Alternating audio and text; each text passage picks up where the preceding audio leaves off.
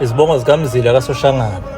uMzila ujame emanzinzini emazibukweni, ujame ngayiphunga ndoda, ujame ngezihlanga zamaxhoyoza, woye wajame ngezinyama yendlovu, woye wajame ngekaphindane. Mzila kawulandwa nokulandwa, woyandwa yibhengana zabeyungu, unyamande, uondiye, ukahleyiye, uhambe ngendlela emazibukweni, uhambe ngendlela emazibukweni, ehamba umnguni usonge indaba kahlatshayo, ezithi zingabona umnguni, akhalelwe yikhanka ley'ntaba, izinkomo zidla namahasha belungu, unkomo zidla namahasha amankitsimane, duba likaGaza lingumthandandlela, ngokuthanda amaduba asezisweni, izinkomo ziyashisa, zinombaso, zibangela imbedla abantwana bendlovu, bonile ngokuzihlaba nasemaqhomeni, ababuyanga bazoqhathana zendluni, ngithumba umnyamande, ngimuke naye ezinyisweni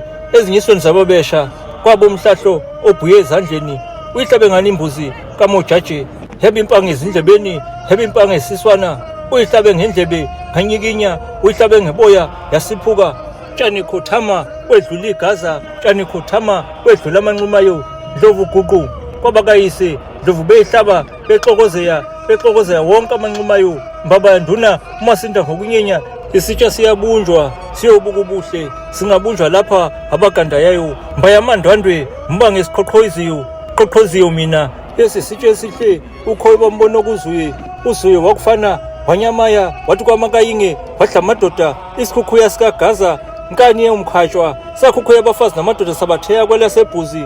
kuyo umfazi ohamba mthithini, kuyo ndoda yohambe kushiye, uyadeya umfazi wasenkeyengeni, ngokubona ukhondo lukamnyamanda ukusubuka kwalo, unyamanda anga unjenji lendlovu, wayejaha lakithi lakwaSoshangane, awunjengajaha lakwaDumiyo, elihlabe indlubu layibaya, uluphakwa makamu, wahlakanipha njengenyamazana. Indaba yenziwe nguVuyeya kaMakutlana, uyadela mfazi wakwaNdobe, wabukela umkhondo lukamnyamanda, mbaba yanduna, bazondoba kubantwana benkosi, wahlaba umbakababa nasey'nduneni, kanti umbako kaSoshangane iyasinda ngokuthubeleza, banyele ngokuzidla emadlelweni, abakhethanga nasezindleni, zibabangela ivusa abantwana bendlovu, ukhoyozi uyaphezulu, kwamayinge wadla